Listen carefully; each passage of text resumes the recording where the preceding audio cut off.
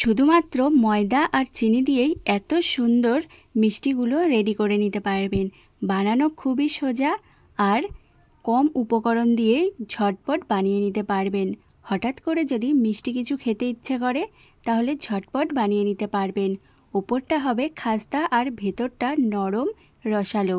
তো চলুন রেসিপিটি দেখে নিই। নমস্কার বন্ধুরা, ওয়েলকাম টু প্রিয়ার রান্নাঘর।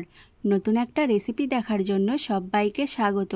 আজকে বানাবো মিষ্টি গজা বা ময়দার মিষ্টি। তো চলুন দেখে নিই।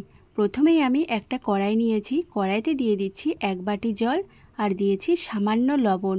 এবার জলটা গরম হওয়া পর্যন্ত অপেক্ষা করব। আর জলটা গরম হয়ে গেলেই এর মধ্যে আমি দিয়ে দিচ্ছি ময়দা। এখানে আমি নিয়েছি 1 বাটি ময়দা।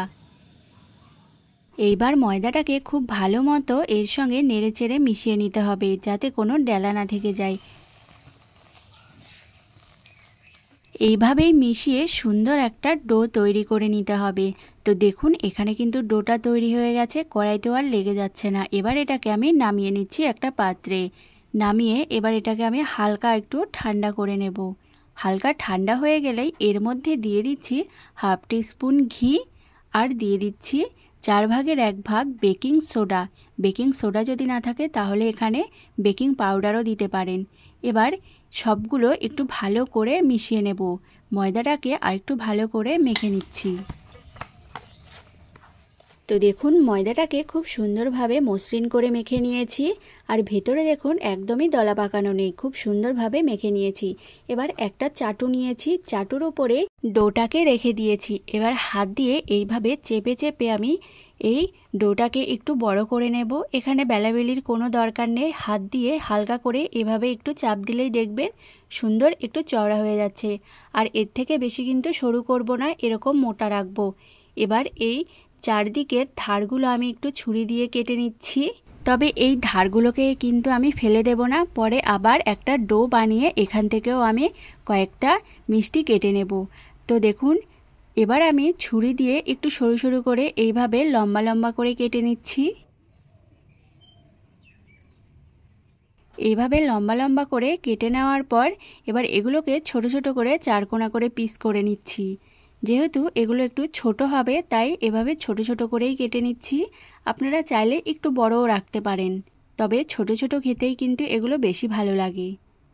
এবার বাকি যেই ডোটা আমি কেটে রেখেছিলাম সেটাকেও আরেকবার একটু ভালো করে মাখিয়ে ছোট ছোট করে এইভাবেই কেটে নেব। তো দেখুন সবগুলো মিষ্টি কিন্তু এখানে সুন্দরভাবে কেটে নিয়েছি। এবার এগুলোকে ভেজে নেব। তার জন্য কড়াইতে কিছুটা তেল আমি নিয়ে নিয়েছি। এবার তেলটা হালকা গরম হতে দিয়েছি। তেলটা হালকা গরম হয়ে গেলেই মিষ্টিগুলোকে এর মধ্যে আমি দিয়ে দিচ্ছি।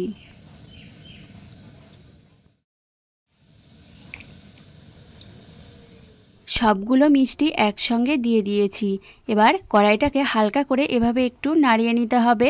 এখানে আমি গ্যাসের আঁচটা লো টু মিডিয়ামে রেখেই এই মিষ্টিগুলোকে ভেজে নিচ্ছি। দেখবেন কিছুক্ষণ পর মিষ্টিগুলো এইভাবে তেলের ওপর ভেসে উঠছে।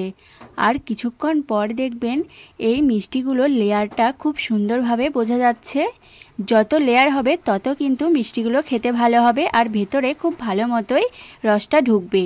তো এইভাবেই নেড়েচেড়ে আমি মিষ্টিগুলোকে ভেজে নিচ্ছি। তো দেখুন মিষ্টিগুলোর এখানে হালকা একটা কালার এসছে। এবার আমি গ্যাসের আঁচটা আরেকটু বাড়িয়ে দেব যাতে তাড়াতাড়ি আরেকটু কালারটা চলে আসে। তো দেখুন মিষ্টিগুলোর এখানে খুব সুন্দর একটা কালার চলে এসছে। এবার আমি এই মিষ্টিগুলোকে তুলে নেব। তবে আপনারা যদি এই মিষ্টিগুলো আরেকটু নরম করে খেতে চান তাহলে আপনাদের প্রথমে 3 থেকে 4 মিনিট লো আঁচে ভেজে নিতে হবে। তারপরে গ্যাসের আঁচটা বাড়িয়ে দিয়ে কালার করে তুলে নিলেই কিন্তু হয়ে যাবে। এতক্ষণ সময় ধরে ভাজার কোনো দরকার নেই। এইবার আমি এখানে চিনি শিরা বানিয়ে নেব। তার জন্য একটা কড়াই নিয়েছি আর তার মধ্যে দিয়ে দিচ্ছি 1/2 বাটি চিনি, 2টো এলাচ ফ্লেভারের জন্য, আর নিয়েছি 1/2 বাটির থেকে কম জল। যতটা পরিমাণ চিনি নেবেন তার হাফ কিন্তু দিতে হবে। আর এটা খুব বেশি কিন্তু ঘন করার দরকার নেই, চিনিটা ফুটে গেলেই হয়ে যাবে। দেখুন এখানে চিনিটা ফুটে গেছে। এবার আমি এর মধ্যে আগে থেকে ভেজে রাখা মিষ্টিগুলোকে দিয়ে দিচ্ছি। মিষ্টিগুলো দেওয়ার পর এইভাবে নেড়ে চেড়ে মিশিয়ে নিতে হবে। যদি আপনারা এগুলো একটু কম মিষ্টি খেতে চান তাহলে এইভাবে নেড়ে চেড়ে 1 মিনিট রেখে তুলে নেবেন। তবে আমি এখানে রেখে দেব 5 থেকে 10 মিনিট পর্যন্ত। 5 থেকে 10 মিনিটের মধ্যেই দেখবেন এই মিষ্টিগুলো রসটাকে অনেকটাই টেনে নিয়েছে। তো দেখুন এখানে 5 থেকে 10 মিনিট পরে আমি দেখাচ্ছি মিষ্টিগুলো কতটা রস টেনে নিয়েছে আর মিষ্টিগুলো দেখতেও কতটা সুন্দর লাগছে। এবার আমি এগুলো একটা প্লেটে নিয়ে নিচ্ছি। এই মিষ্টিগুলোকে আপনারা ময়দার মিষ্টিও বলতে পারেন অথবা মিনি মিষ্টি গজাও বলতে পারেন। দেখুন ভেতরটা কতটা সুন্দর রসালো হয়েছে আর নরম হয়েছে, আর ওপরটা হয়েছে তেমনই খাস্তা, আর ভেতরটা কতটা সুন্দর রসও ঢুকে গেছে। হঠাৎ করে যদি মিষ্টি খেতে ইচ্ছে করে তাহলে ঘরে থাকা এই দুইটি উপকরণ দিয়েই এত সুন্দর মিষ্টিগুলো বানিয়ে নিতে পারবেন। একটা দুটো খেয়ে মনে ভরবে না, ছোট থেকে বড় সবাই একবার খেলে বারবার চেয়ে চেয়ে খাবে। তো আজকের এই ভিডিওটি যদি ভালো লেগে থাকে চ্যানেলটি প্লিজ সাবস্ক্রাইব করে দেবেন আর অবশ্যই লাইক কমেন্ট শেয়ার করে দিয়ে পাশে থাকবেন।